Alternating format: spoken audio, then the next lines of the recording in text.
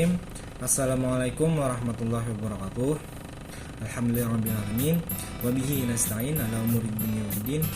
Wassalatu wassalamu ala asyrafil anbiya'i wal mursalin sayyidina wa maulana Muhammad wa ala alihi wa ashabihi ajma'in. Amin. Bagaimana kabarnya hari ini anak-anak? Semoga baik semua ya. Sebelum kita memulai pembelajaran kita pada hari ini, alangkah baiknya kita berdoa sebelum pembelajaran dimulai. Berdoa dimulai.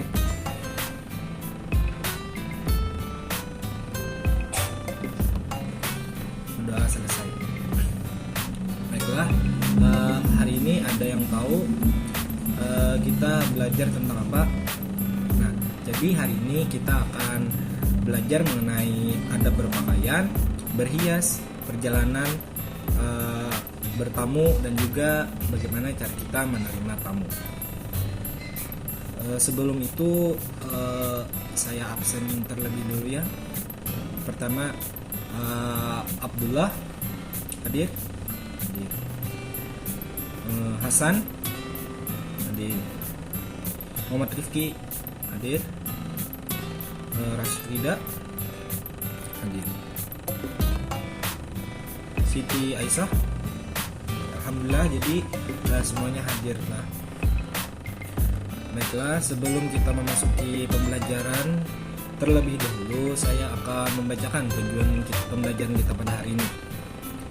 Itu yang pertama itu mampu menjelaskan pengertian adab berpakaian, berhias, perjalanan bertamu, dan menerima tamu dengan baik dan benar tanpa melihat teks. Yang kedua, mampu menyebutkan dalil tentang adab berpakaian, berhias, perjalanan bertamu, dan menerima tamu yang baik dan benar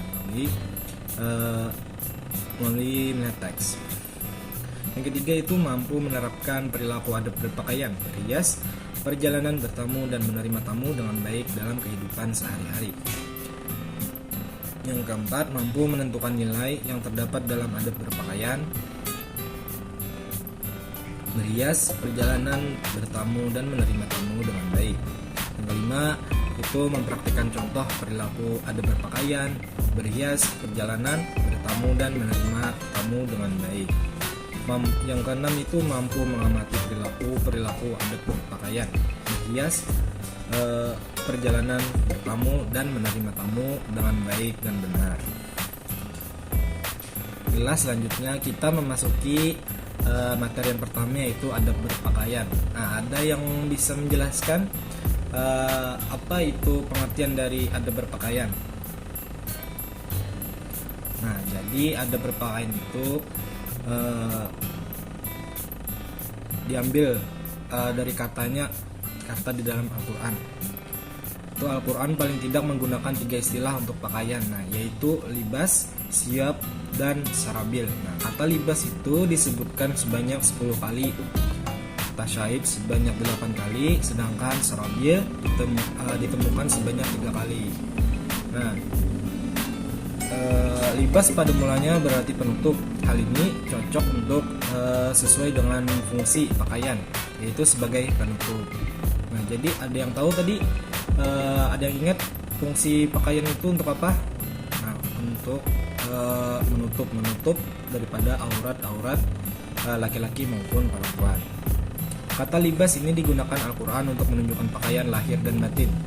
Pakaian dinamai shibab, siap, atau saub karena ide dasar adanya bahan-bahan pakaian adalah agar dipakai. Sedangkan kata sarabil berarti pakaian dalam artian apapun bahannya. Selanjutnya ada fungsi pakaian. Ada yang tahu berapa fungsi pakaian itu? Ya, fungsi pakaian itu ada 4. Ada yang bisa menyebutkan fungsi pakaian?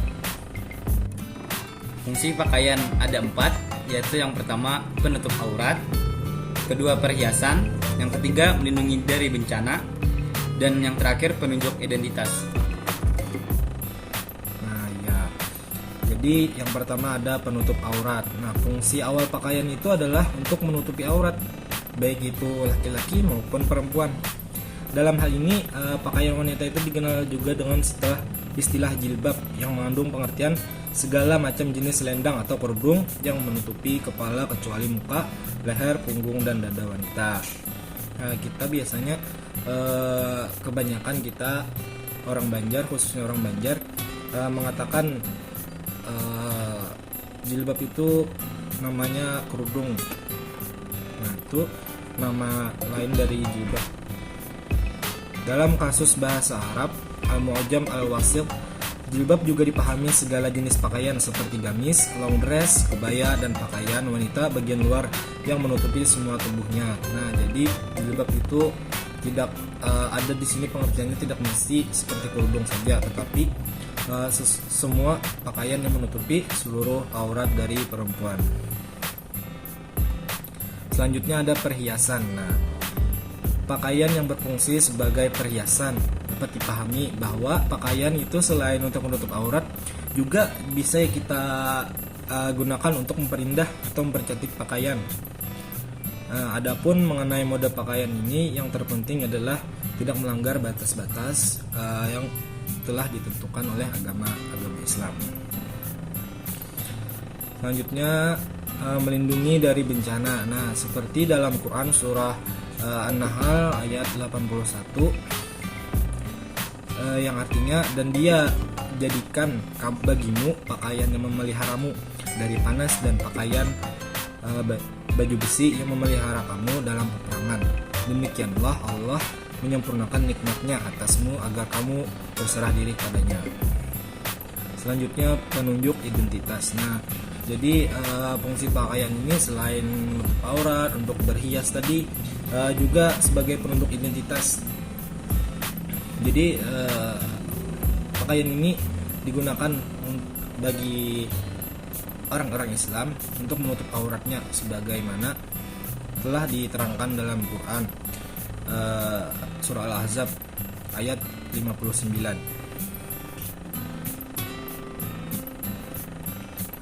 Nah, selanjutnya materi yang kedua yaitu berhias. Nah, ada yang tahu, ada yang bisa menjelaskan mengenai pengertian berhias? Pengertian adab berhias. Secara istilah, berhias dapat dimaknai sebagai upaya setiap orang untuk memperindah diri dengan berbagai busana, hiasan ataupun yang lain, dan dapat memperindah diri bagi pemakainya, sehingga memunculkan kesan indah bagi yang menyaksikan serta menambah rasa percaya diri. Pada hakikatnya, berhias itu dapat dikategorikan sebagai akhlak terpuji, sebagai perbuatan yang dibolehkan bahkan dianjurkan, selama tidak bertentangan dengan prinsip dasar Islam. Jangan dituruti. Selanjutnya berhias menurut kelaziman dan kepatutan dengan memperhatikan jenis kelamin. Nah, jangan misalkan laki-laki pakaiannya seperti perempuan atau perempuan pakaiannya seperti laki-laki. Nah, itu dilarang. Dan juga ini dilarang untuk berfoya-foya atau riya. Nah, jadi riya itu tidak boleh. Nah, selanjutnya ada perjalanan. Ada yang bisa menjelaskan adab perjalanan?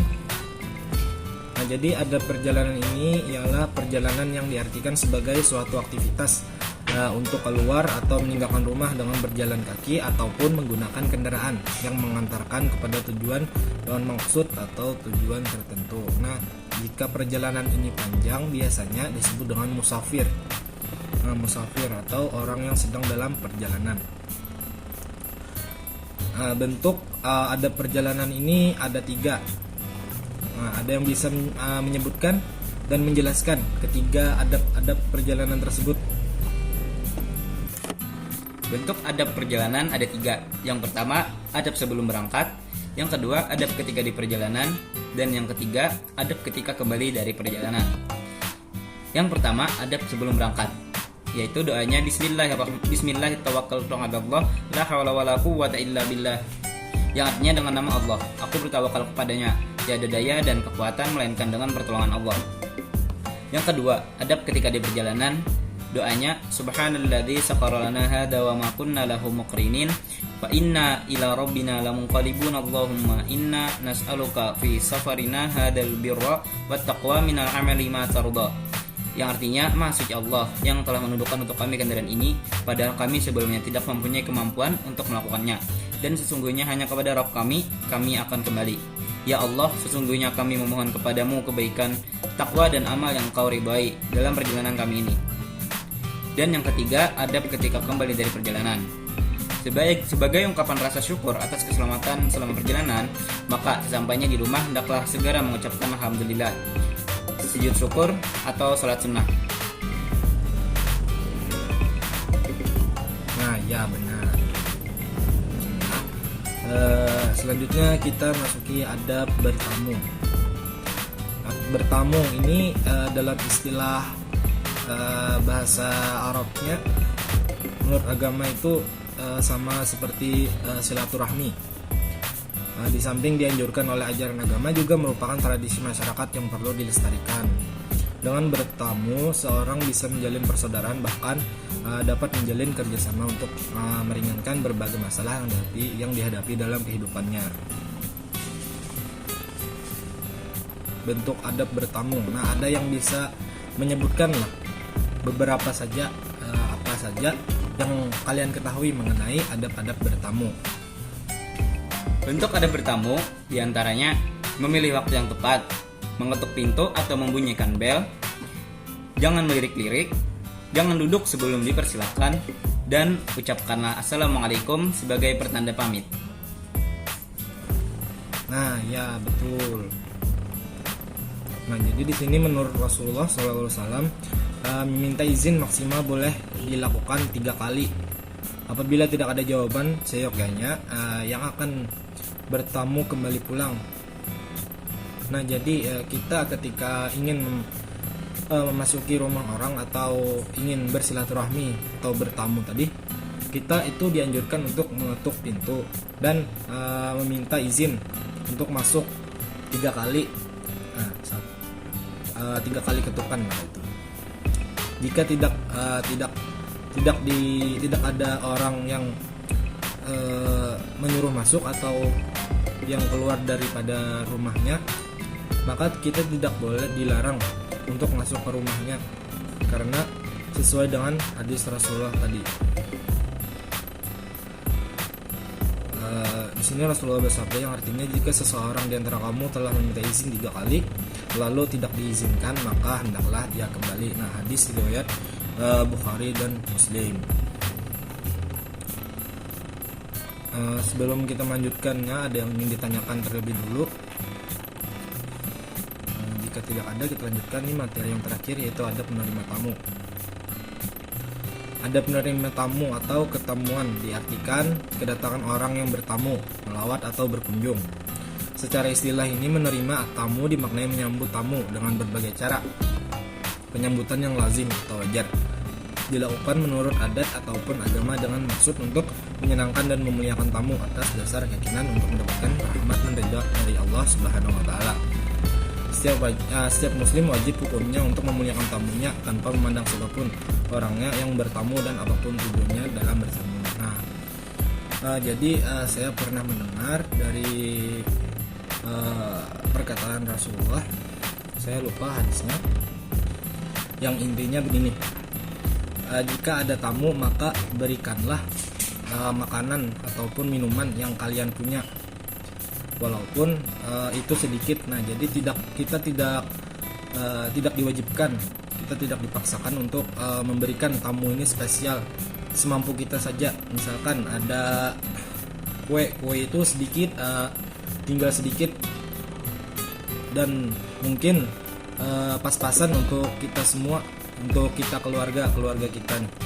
Ada tamu misalkan kuenya tinggal sedikit, kira-kira cukup untuk kita keluarga saja. Nah, mungkin jika seperti begitu, kita hidangkan cukup untuk minuman saja, karena di sini dalam hadis tersebut kita tidak dianjurkan untuk terlalu memuliakan tamu sehingga membuat kita kerepotan. Nah, seperti itu. Nah, di sini ada yang tahu bagaimana adab-adab dalam kita dalam menerima tamu. Sebutkan beberapa saja. Ya, betul. Selanjutnya, membiasakan adab menerima tamu.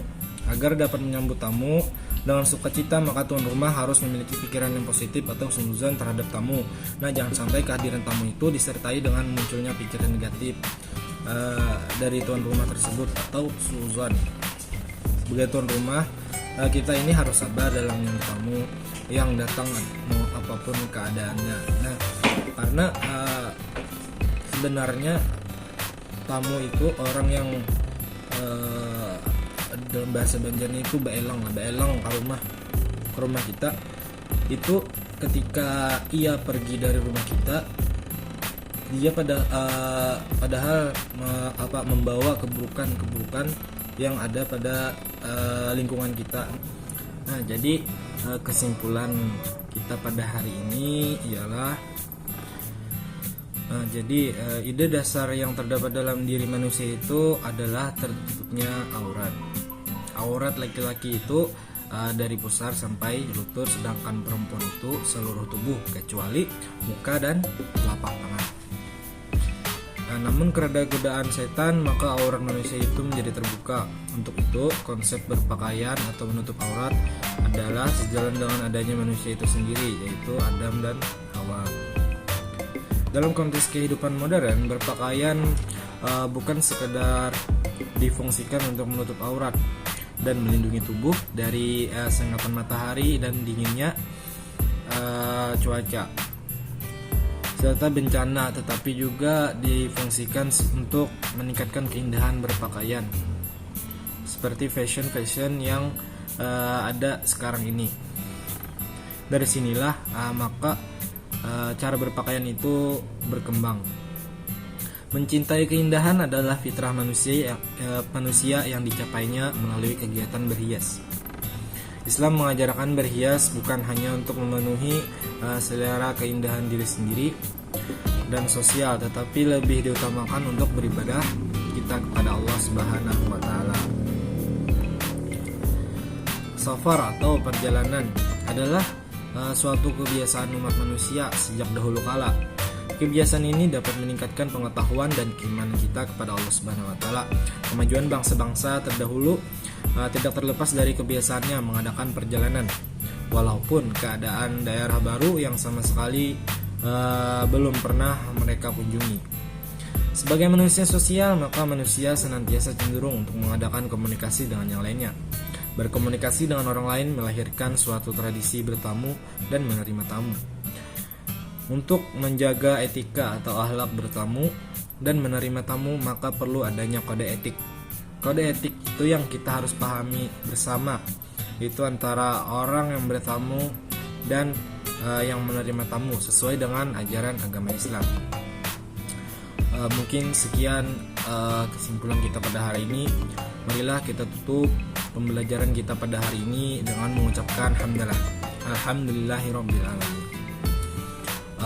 Sekian pembelajaran kita pada hari ini. Salah dan khilafnya mohon dimaafkan. Wabillahi taufiq wal hidayah. Wassalamualaikum warahmatullahi wabarakatuh.